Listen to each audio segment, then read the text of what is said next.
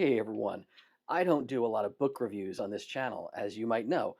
Frankly, if I was going to be a book review channel, I would tell you to go read Emma Goldman's biography or something like that. But I got my hands on something recently, and how many of you know the name Marc Tobias?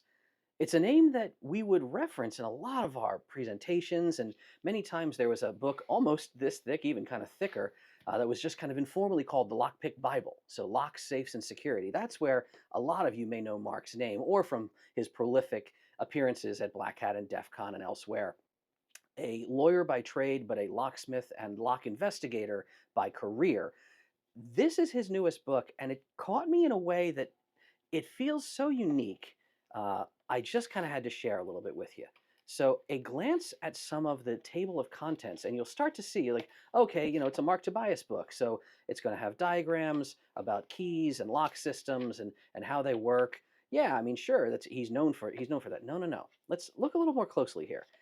Insecurity engineering, as the theme, gets into how the design of locks goes wrong, how we don't do vulnerability assessments through the whole process, how security isn't baked in, and again, because Mark is a lawyer, how this turns into liability.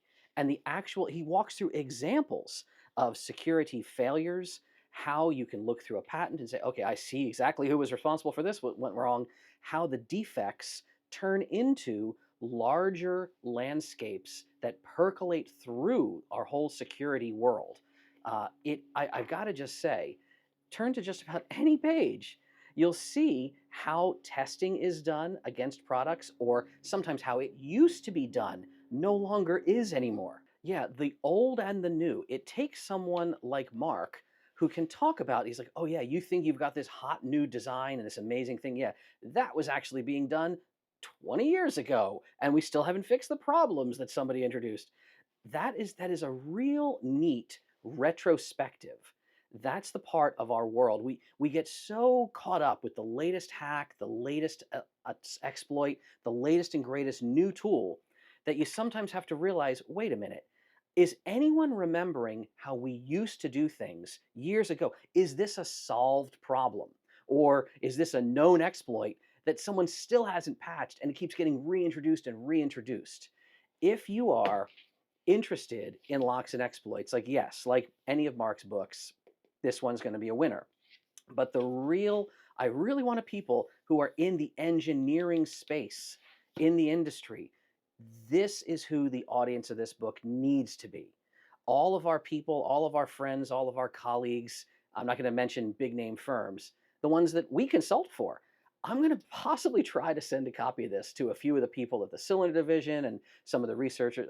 Again, I'm not going to name any firms' names because everyone's doing their best, right? People out there are doing good work.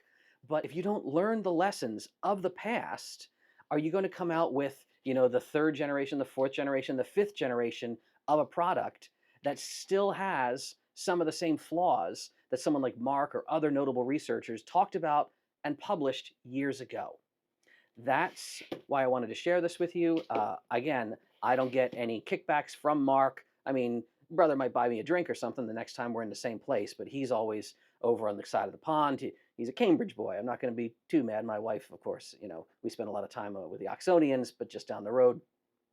But yes, other than a cheers, a good hello, and he did send me this one copy, I get nothing out of this. I just wanted to mention it to you because I like how it's put together. I especially like that instead of just talking about the exploits in isolation, this is the first book I've really seen in a while that covers the landscape as a whole.